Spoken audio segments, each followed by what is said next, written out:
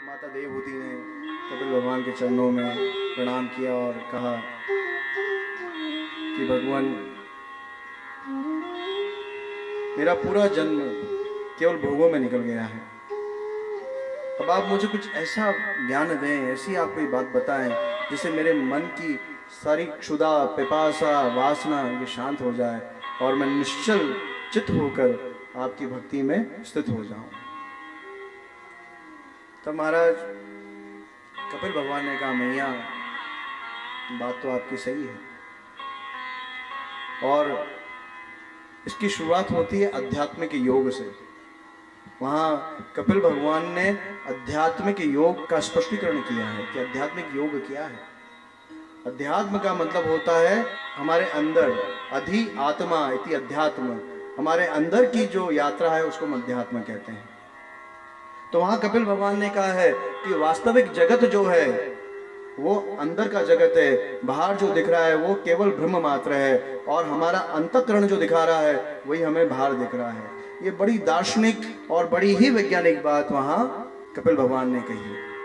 कपिल भगवान ने कहा कि अंतःकरण, अध्यात्म के 4 मुख्य पायदान हैं, चित्त, मन, बुद्धि, अहंकार।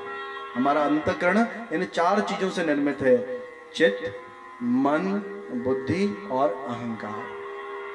और इस संसार में हम जो कुछ भी देख रहे हैं, जो कुछ भी हमें प्रतीत हो रहा है, वो चित्त, मन, बुद्धि, अहंकार से ही प्रतीत हो रहा है महाराज। आपको कोई अच्छा एक व्यक्ति है, वो मुझे अच्छा लगता है, वो आपको अच्छा नहीं लगता है। व्यक्ति तो एक ही है, तो अच्छा बुरा कौन लगा रहा है? हमारा मन। तो महाराज हमारे अंदर जो ये 4 पायदान है, चित्त, मन, बुद्धि, अहंकार, इन्होंने ही ये सारा विश्व हमारे सामने उत्पन्न किया है। जैसा हमारा चित्त हमें दिखाता है, जैसा हमारा मन हमें दिखाता है, जैसा हमारी बुद्धि हमें दिखाती है, और जैसा हमारा अहंकार हमें दिखाता है, ये संपूर्ण विश्व हमें वैसा ही प्रतीत होता है। फिर कपिल भगवान ने कहा कि मैया देखिए, सबसे महत्वपूर्ण बात क्या है कि चेतक रस वो बंदा है, ये जो मन है यही सबसे बड़ा आपका शत्रु है और यही सबसे बड़ा आपका मित्र है। ये मन जो है, इसको चिपकने की आदत है, इसको कोई चीज चाहिए जिससे ये चिपक जाए। तो मन अगर ये, और इसका एक गुण और है कि जिससे ये चिपक जाएगा वैसा ही इसका स्वरूप हो जाएगा। गिरगिट है ये मन, जैसे गिरगिट जहां बैठता है वैसा ही रंग बदल लेता है, वैसा ये मन जो है जहां बैठेगा वैसा ही हो जाएगा। तो इस मन को अगर आप संसार से चिपका लोगे तो आपका मन संसारिक हो जाएगा, और इसी मन को अगर अधोक्षज भगवान से चिपका लोगे तो आपका मन भगवानमयी हो जाएगा। तो ये मन जो है यही आपका शत्रु है और यही मित्र है। इसी बात को भगवान ने गीता में 6-7वें अध्याय में बड़ा खुल के कहा है। संपूर्ण गीता इससे भरी हुई है। और मन की बात तो आप सुनेंगे आगे, हर आचार्य ने, पृथु महाराज ने, शब्द देव जी ने, सबने यही कहा है कि सबसे बड़ा शत्रु और मित्र मन है। मीरा जी कहती हैं, ये मन मेरो बड़ो हरामी, जैसो मदमातो हाथी। मीरा जी कह रही हैं जो भगवत प्राप्त हैं कि हे भगवान, ये मन मेरा बड़ा हरामी है, जैसे एक मदमाता हाथी, कभी यहां दौड़ रहा है, कभी वहां दौड़ रहा है। मन की गति कौन पहचान सकता है? तो भगवान ने कहा कि मां, सबसे पहले मन को साधो, मन को समाहित करना सीखो, मन को एकाग्र करना सीखो। जब मन एकाग्र होगा, जब मन भगवान में समाहित हो जाएगा, तब तुम सत्य के दर्शन कर पाओगी। और जब तक समाहित नहीं होगा तब तक तो महाराज ये झूठ, गाड़ी, बंगले, आदमी, व्यक्ति, काम, क्रोध, मोह, लव, इन सब का जंजाली जंजाल दिखेगा। तो मन को हमें कहाँ चिपकाना है ये हमें सोचना है। अगर हमारा मन संसार में चिपकेगा तो हम संसारिक हो जाएंगे, क्योंकि मन का गुण यही है कि जैसा वो जहां चिपकता है वैसा ही हो जाता है। महाराज भगवान ने इस बात को स्पष्ट किया। फिर मैया ने कहा कि हम इस पृथ्वी पर आए हैं तो कहीं ना कहीं तो हमारी आसक्ति होती है। ऐसा कैसे हो सकता है? मनुष्य शरीर मिला है, हम निर्विकार तो है नहीं। हम अगर घर में रहेंगे तो हमारी स्वाभाविक रूप से आसक्ति होगी। तो वहां भगवान ने इस बात का समाधान किया। भगवान ने कहा कि देखो, आसक्ति का जो पाश है ये तो बड़ा अजर अमर पाश है। भगवान ने वहां कहा प्रसंगम अजरम पाशम, ये अजर पाश है। प्रसंगम अजरम पाशम आत्म मनो कवियो विदु।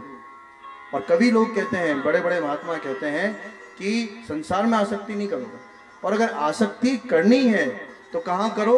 जो भक्त हैं, जो संत हैं, उनमें आसक्ति करो। क्यों? क्योंकि संतों की गति तो कहां है? भगवान में है। और आप उनकी आसक्ति में रहोगी तो आपकी गति क्या हो जाएगी? भगवान में ही हो जाएगी। कल हमने चर्चा करी थी कि जिस भाव से हम अपना शरीर छोड़ते हैं, हम उसी भाव को प्राप्त होते हैं। तो आप किसी संत, किसी भक्त की आसक्ति में, प्रेमासक्ति में अगर आप अपना शरीर छोड़ते हैं तो आप किसको प्राप्त होंगे? उसी भक्त संत को। और वो संत किसको प्राप्त हो रहा है? भगवान को। तो आप किसको प्राप्त हो रहे हैं? भगवान। तो उन्होंने कहा कि सबसे सरल मार्ग ये है संसार में कि सएव साधुषो कृतो मोक्ष द्वारम पावृतम। तो उसी आसक्ति को सएव साधुषो कृतो, संत जनों में, भक्त जनों में, जिनका हृदय निर्मल है, उसमें उस आसक्ति को लगा दो तो तुम्हें भगवान मिल जाएंगे। माँ ने कहा कि ये तो आपने बड़ा अच्छा मुझे बताया, लेकिन ये भक्त होते कैसे हैं, ये भी आप बता दीजिए।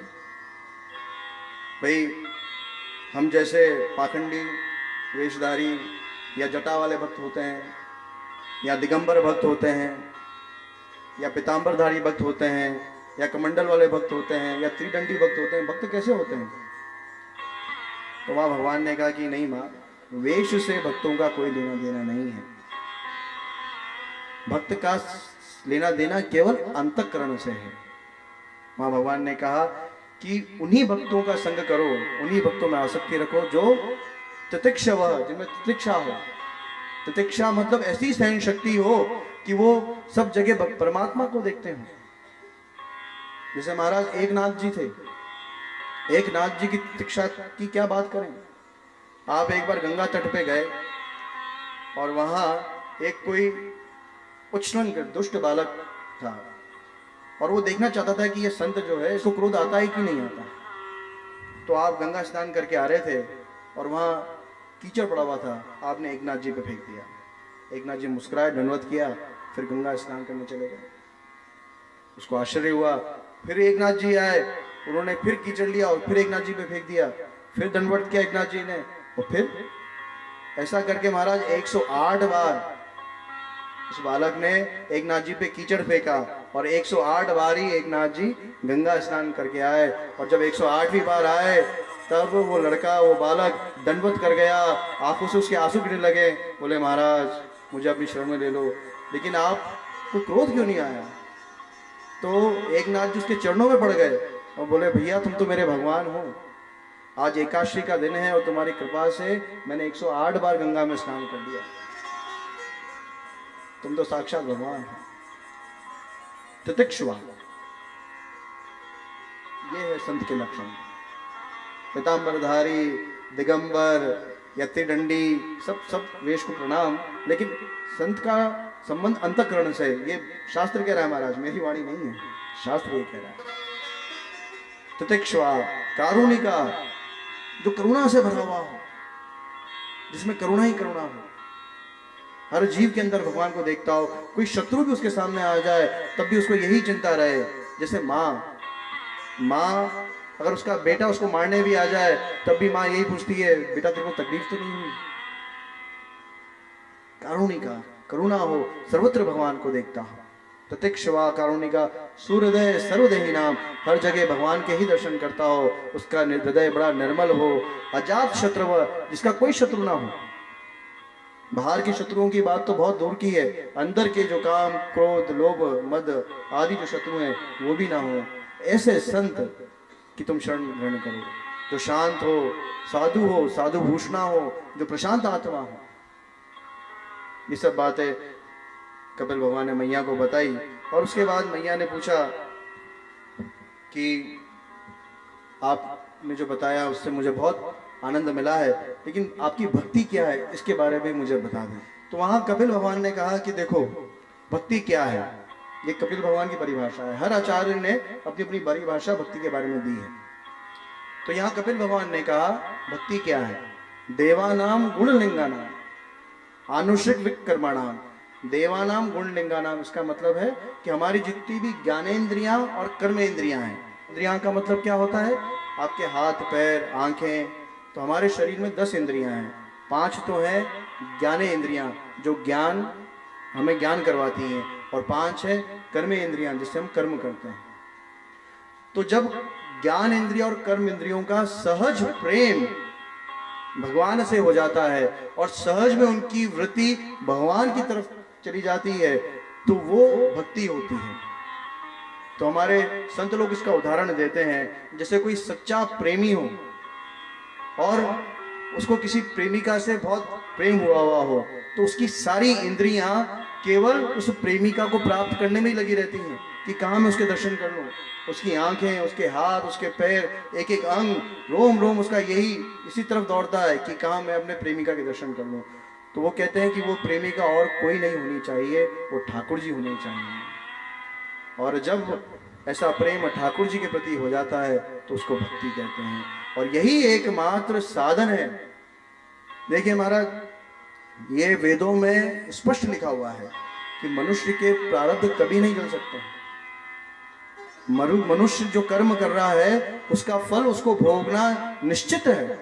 उसने जो पाप कर्म किया है, जो पुण्य कर्म किया है, उसका फल उसको भोगना निश्चित है। लेकिन यहाँ कपिल भगवान ने एक अपवाद लिख दिया है कि नहीं, ऐसा नहीं है। एक रास्ता है, एक रास्ता है जिससे उसके सारे कर्म जल सकते हैं। तो यहाँ भगवान कह रहे हैं कि वो रास्ता क्या है, अन्निमिता भागवती भक्ति सिद्धेर गरीयसी, कि भगवान की जो अन्निमिता भागवती भक्ति है, बिना किसी कामना की जो भक्ति है, उससे आपके जो दोष हैं, जो कर्म संस्कार हैं, वो जल जाते हैं। कैसे, जरियाशु या कोशम निर्गुणो अनलो यथा, जैसे जठाग्नि में जब हम भोजन करते हैं और वो सारा भोजन जल जाता है, भोजन हम करते हैं, भोजन गायब हो जाता है, वैसे ही वो जो कर्म संस्कार हैं जिनसे आप कभी मुक्त नहीं हो सकते हैं, और जिनको झेलने के लिए अभी आपको अनंत जन्म लेने हैं, जिनको पूरा करने के लिए अभी आपको अनंत योनियों में भटकना है, वो आपके सहज में ही सारे कर्म जल जाते हैं। किससे, अन्नमिता भागवती भक्ति। इस प्रकार से कपिल भगवान ने माता देवहूति को सारा ज्ञान दिया है, और अंत में उन्होंने यही कहा है कि केवल एकमात्र एक ही संपूर्ण शिक्षा है कि निष्काम भाव से मेरे को अपना मन अर्पण करके और मेरी ही भक्ति करो। यही जीवन का एकमात्र उद्देश्य होना चाहिए। और भक्ति भी कैसे होनी चाहिए कि जिसमें कोई स्प्रिया नहीं है। और मेरे भक्त कैसे होते हैं, तो वहाँ भगवान कहते हैं सालोक के शास्त्री सामिप्य, ये सारी मुक्ति भी अगर मिल जाए, भाई भक्त क्या चाहता है कि मुझे भगवान मिल जाए, तो वहाँ भगवान कह रहे हैं कि उसको मैं अपने आप को भी दे दूं, तब भी उसको इस बात की भी आकांक्षा ना हो, इतना वो अनिमित हो, इतना वो निष्काम हो। ऐसी भक्ति होनी चाहिए जिनको अगर मैं सारी सिद्धियां भी दे दूं, अपना लोक दे दूं, सायुज मुक्ति दे दूं, सारूप्य मुक्ति दे दूं, तो भी वो उसको ठुकरा देते हैं मेरी प्रसन्नता के लिए। महाराज देवहूति जी को बड़ी प्रसन्नता हुई, उनको वो आत्मज्ञान प्राप्त हो गया, उनकी सारी इंद्रियां, सारा रजोगुण शांत हुआ है, उन्होंने अपना चित्त भगवान में लगाया है। कपिल भगवान अपनी मैया को ये सब उपदेश देकर और आप वन में चले गए हैं। इधर मैया ने बड़ा संयम कर अपनी सारी इंद्रियों को, मन बुद्धि अहंकार को भगवान के चरणों में अर्पित कर